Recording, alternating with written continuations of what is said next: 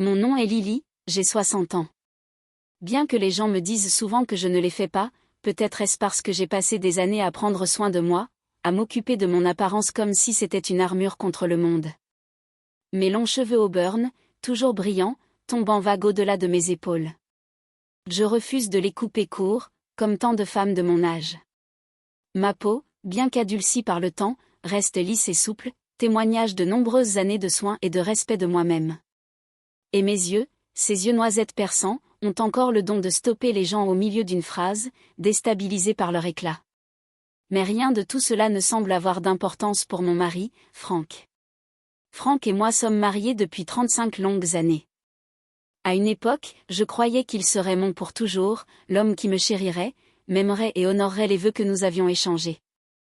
Mais ces rêves se sont évanouis il y a bien des années. Maintenant, j'ai l'impression d'avoir passé la majorité de ces décennies à marcher sur des œufs, effrayé à l'idée de dire ou de faire quelque chose qui pourrait le mettre en colère. Frank est devenu un homme que je reconnais à peine, froid, distant, méprisant. Il dirige une entreprise de construction florissante et, bien que ce succès devrait apporter de la joie dans notre foyer, ce n'est pas le cas. Frank consacre toute son énergie à son travail, plus récemment, aux femmes qu'il fréquente. Cela fait des années que je connais ces liaisons. Il ne prend même plus la peine de les cacher. Il y a des nuits où il ne rentre pas à la maison, avec des excuses aussi fragiles que les traces de rouge à lèvres sur ses cols de chemise ou les parfums qui imprègnent ses vêtements. Il pense si peu à moi qu'il ne se soucie même pas de savoir si je remarque. Pour Frank, je ne suis qu'une relique du passé, qui n'a plus aucune valeur. Il passe ses journées et ses nuits à charmer ses concubines, de jeunes femmes enthousiastes, probablement plus impressionnées par son portefeuille que par sa personnalité. Et moi, je suis juste la femme qui fait tourner la maison, qui s'assure que ses chemises sont repassées, qui s'assied calmement à ses côtés lors d'événements sociaux en faisant semblant que tout va bien. Il me parle avec condescendance, comme si j'étais une nuisance. Si je demande son avis ou essaie de partager un bout de ma journée, il me rejette d'un grognement ou d'un mot tranchant. Je ne me souviens pas de la dernière fois qu'il m'a fait un compliment sincère ou qu'il m'a regardé comme si j'étais autre chose qu'un meuble. Ces mots sont des lames acérées. Et pourtant, il agit comme si je devrais être reconnaissante d'exister dans son orbite.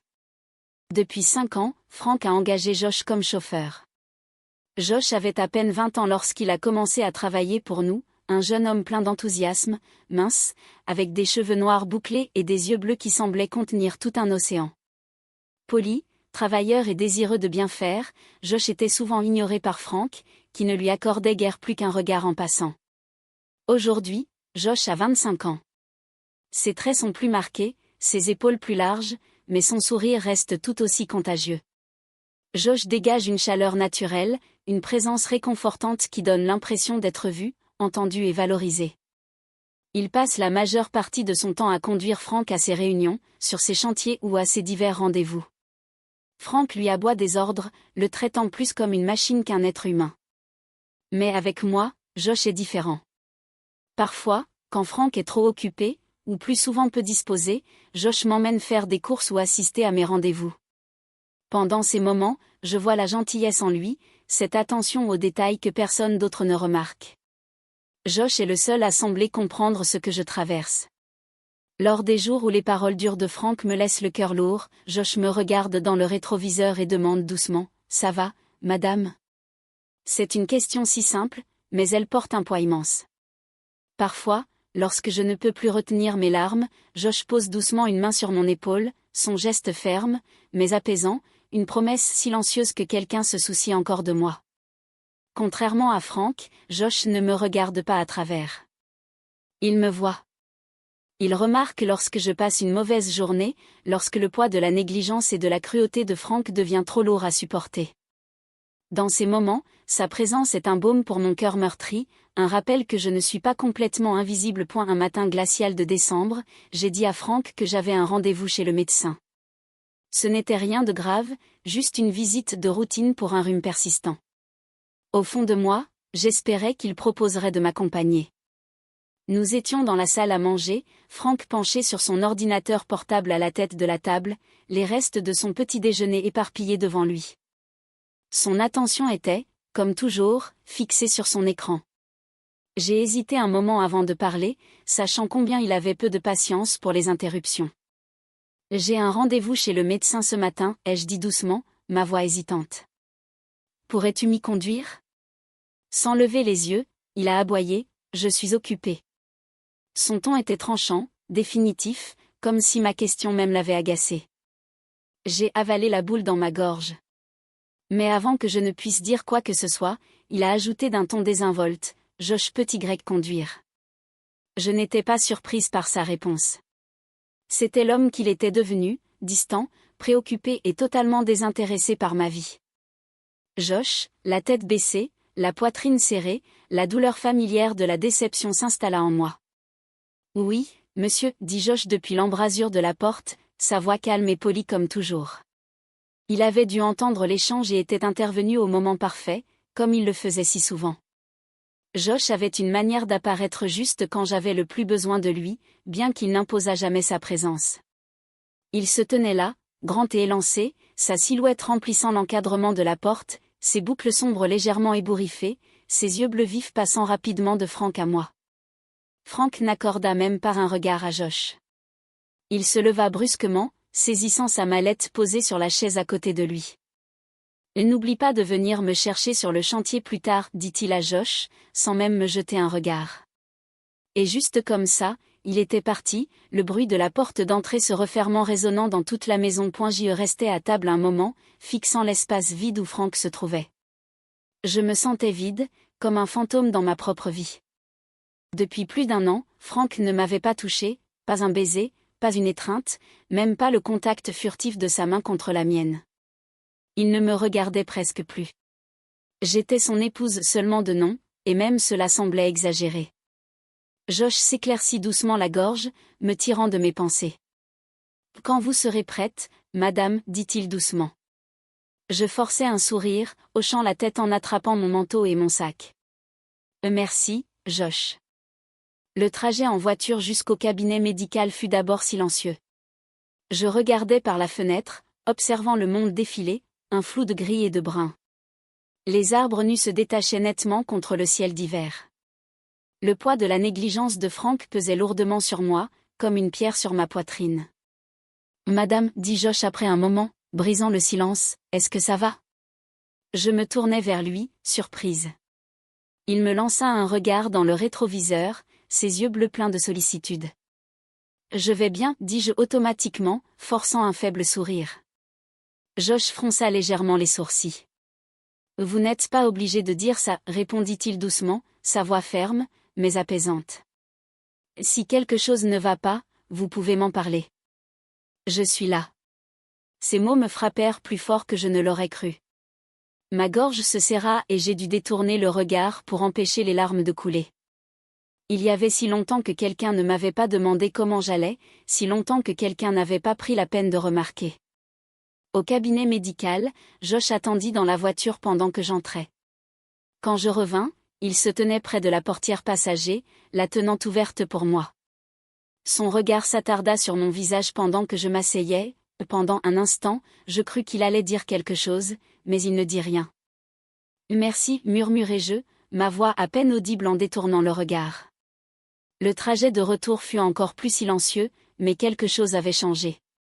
Je le sentais dans la manière dont Josh me lançait des regards furtifs lorsque je ne regardais pas, dans la manière dont ses mains serraient un peu plus fort le volant.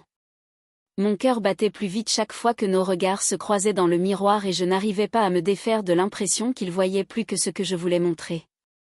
Lorsque nous sommes arrivés dans l'allée, la voiture de Frank était absente. La maison semblait encore plus vide que d'habitude, le silence lourd et oppressant. J'hésitais dans l'entrée, serrant mon sac contre ma poitrine, alors que des émotions que je ne pouvais nommer menaçaient de m'envahir. « Madame, dit Josh derrière moi, sa voix douce et rassurante, vous n'êtes pas obligée de tout garder pour vous. » Ces mots brisèrent quelque chose en moi. Je me retournai vers lui, les larmes sur mes joues. « Ça fait plus d'1 an, murmurai-je, ma voix tremblante, Frank. Frank ne me touche plus. Il ne me regarde même pas comme si j'existais. » L'expression de Josh s'assombrit, sa mâchoire se crispant alors qu'il s'approchait de moi. Il me regardait avec une intensité qui me coupa le souffle, ses yeux bleus remplis de quelque chose que je ne pouvais pas tout à fait définir, de la colère, de la compassion, du désir.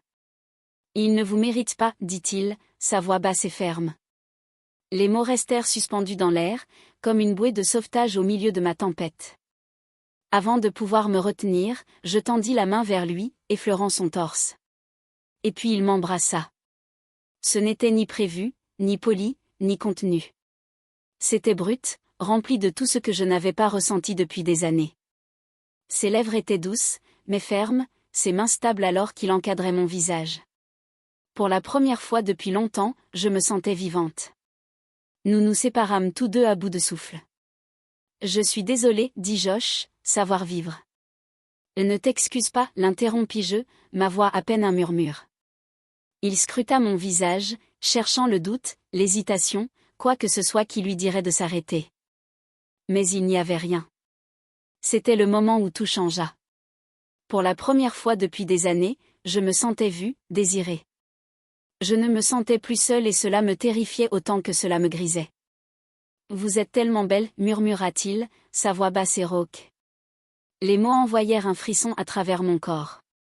Ce n'était pas seulement ce qu'il disait, mais la manière dont il le disait, comme s'il le pensait vraiment, comme s'il avait retenu ces mots pendant des années. Et à partir de ce jour-là, nous avons partagé des moments volés ensemble. Ils n'étaient ni grandioses, ni dramatiques, mais discrets, presque imperceptibles pour quiconque aurait pu nous observer.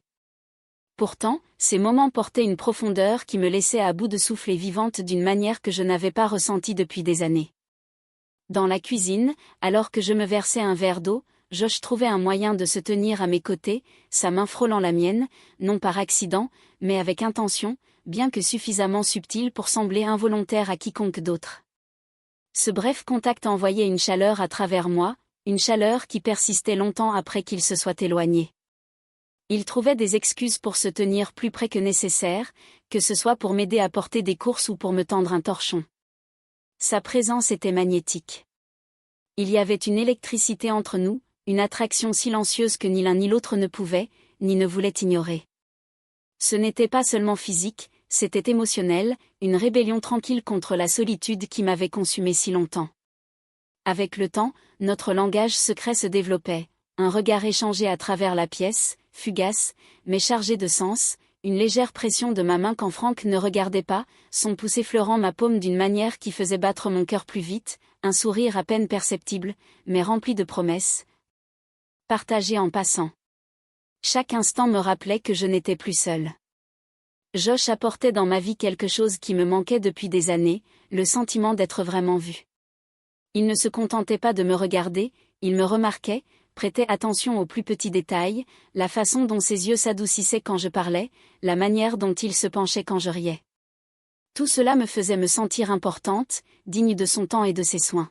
« J'aime ce que tu me fais ressentir, lui ai-je dit un soir, ma voix calme, mais chargée d'émotion. Et tu mérites de te sentir ainsi tous les jours, répondit-il, ton à la fois doux et inébranlable. Ce n'était pas seulement ses paroles, mais la manière dont il les disait. Josh avait une flamme en lui, une jeunesse qui irradiait énergie et passion. Ce n'était pas qu'une question d'âge, c'était une question d'esprit, de vision, de capacité à me faire me sentir vibrante et libre.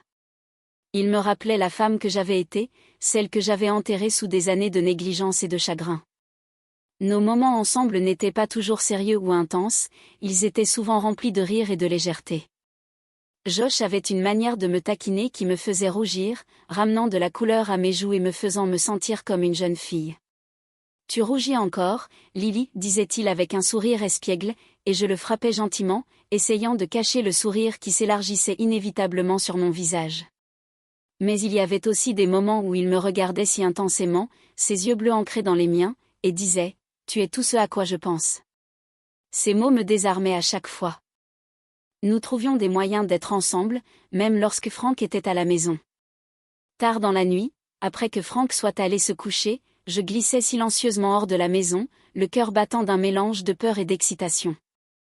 Josh m'attendait dans le garage, la lumière tamisée projetant des ombres sur son visage. L'odeur d'huile moteur et de cuir remplissait l'air. C'était dans ces moments alors que je me réfugiais dans ses bras m'entouraient, son étreinte ferme, mais douce, comme s'il avait peur que je m'échappe.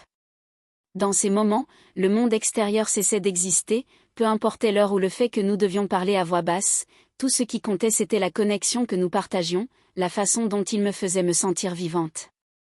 Je n'avais pas réalisé à quel point cela m'avait manqué d'être vue, réellement vue, jusqu'à ce que Josh entre dans ma vie.